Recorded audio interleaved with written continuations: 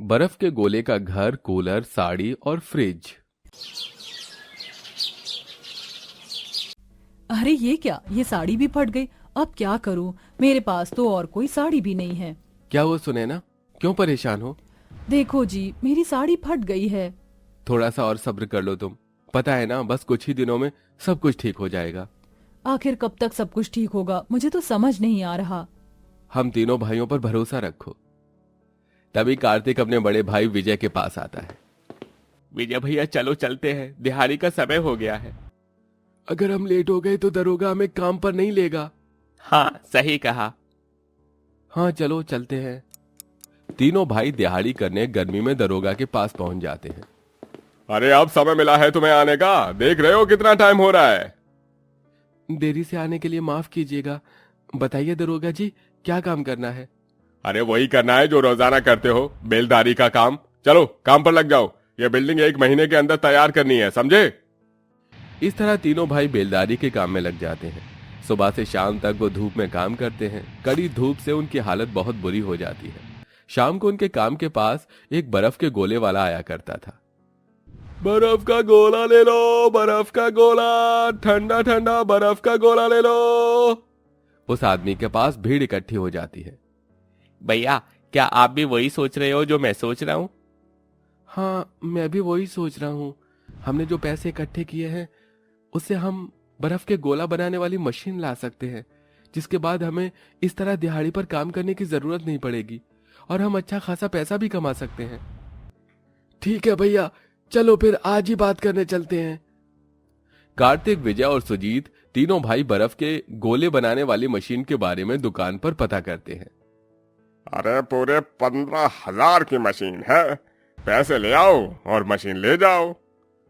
विजय, कार्तिक और सुजीत तीनों दाम सुनकर घर लौट आते हैं। घर आने के बाद वो अपने जोड़े हुए पैसे निकाल कर गिनते हैं। अरे ये तो मात्र 5,000 है, बाकी के 15,000 का जुगाड़ कैसे होगा? बेटा, तुम क्या करना चाहते हो? माँ, हम तीनों के पति बर्फ के गोले की दुकान खोलना चाहते हैं। मजदूरी करने से अच्छा है कि हम अपना काम करें, उसमें पैसा तो अच्छा कमाएंगे, लेकिन बाकी के पैसों का क्या? ये सुनकर उसके तीनों बेटे और तीनों बहू शांत हो जाते हैं।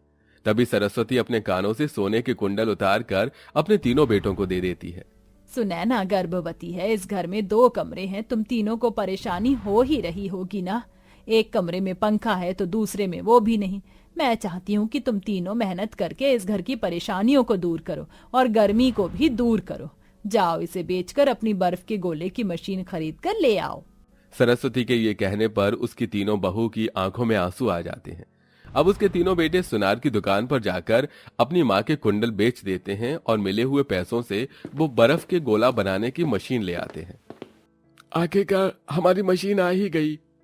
अरे अब हम लोग मेहनत करके खुद के पैसे कमाएंगे, किसी के टुकड़ों पर हमें नौकरी नहीं करनी पड़ेगी।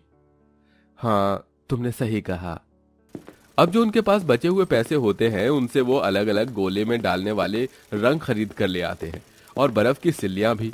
अगले दिन सुबह सब एक रेडी पर गोला बनाने की मशीन, कलर, चाशनी सब कुछ रख लेते हैं। चलो मैं रेडी लेकर चलता हूँ। सुजीत, तुम बर्फ का गोला बनाना और कार्तिक, तुम सभी सामान को सही से देना।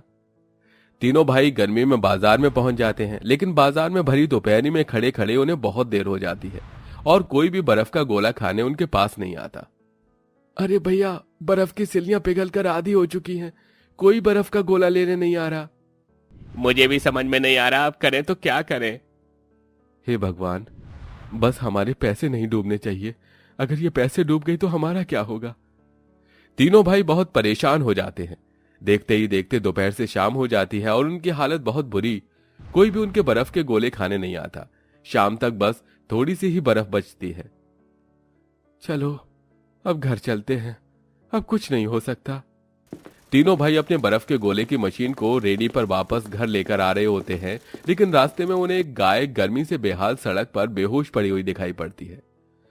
हे भगवान, ये क्या? गौ माता की हालत बहुत बुरी हो रखी है।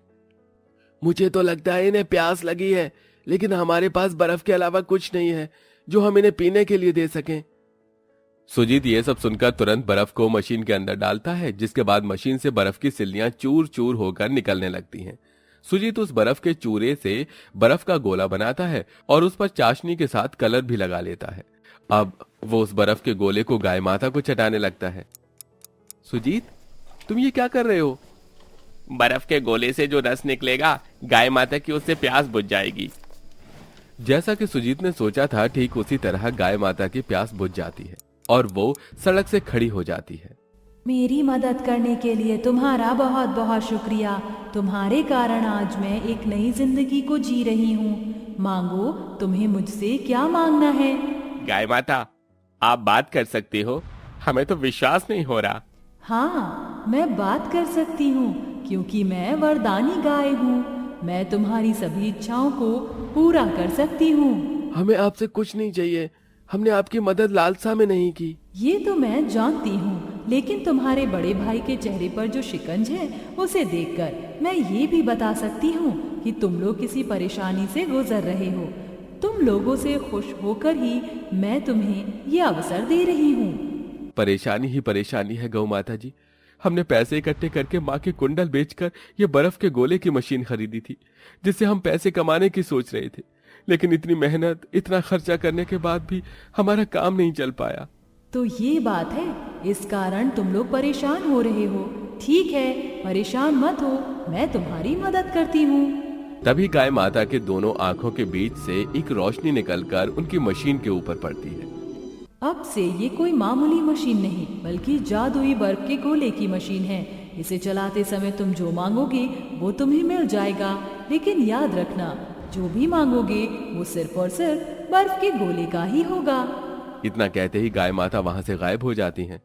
अरे ये क्या, गाय माता तो गायब हो गई। चलो अब घर चलते हैं। घर आने के बाद उनके उतरे हुए चेहरे देखकर उनकी तीनों पत्नी सब समझ जाती हैं। क्या हुआ बेटा, आज कमाई नहीं हुई? कोई बात नहीं, कल जरूर होगी। बहुत गर्मी लग रही है, बस इसी से हमारी हालत बुरी है। गर्मी से सभी का हाल बहुत बुरा था। तभी सुजीत को ख्याल आता है और वो मशीन को चलाते हुए कहता है, काश कि हमारे पास एक बर्फ का घर होता। सुजीत के इतना कहते ही उनका घर बर्फ के गोले के घर में बदल जाता है। ये सब कैसे हुआ? ये तो चमत्कार ही हो गया। गौ माता जी का जादू तो चल गया। तुमने सही कहा, हम इससे और भी कुछ मांग सकते हैं, जैसे फ्रिज। हमारे पास एक फ्रिज तक नहीं है। इस बार विजय मशीन को चलाकर कहता है, काश हमारे पास बर्फ के गोले का फ्रिज होता। तभी वहां एक बर्फ के गोले का फ्रिज प्रकट हो जाता है। कहीं मैं कोई सपना तो नहीं देख रही हूँ? अगर ऐसा है तो इससे हमें बाकी सामान भी मिल सकता है, जैसे साड़ी, गहने, ये सब। जो भी होगा ये बर्फ के गोले का ही होगा। फटी हुई साड़ी पहनने से अच्छा है कि बर्फ की बनी हुई साड़ी पहनूंगी। कम से कम गर्मी तो नहीं लगेगी। सुनैना की ये कहने पर कार्तिक मशीन को चलाकर बर्फ के गोले की साड़ी निकालता है, जिसे तीनों बहू पहन लेती हैं। ये साड़ी तो बहुत कमाल की है, इससे तो हम गरीब लोगों की भी मदद कर सकते हैं। हाँ हाँ बिल्कुल, लेकिन मेरी कूलर की बहुत तमन्ना थी। क्या इस मशीन से बर्फ के गोले का कूलर निकल सकता है? अभी लो माँ। इस तरह विजय मशीन को चलाकर उसके अंदर से बर्फ के गोले का कूलर निकालता है। अब उनके पास बर्फ के गोले का घर, कूलर, फ्रिज, साड़ी सब कुछ था।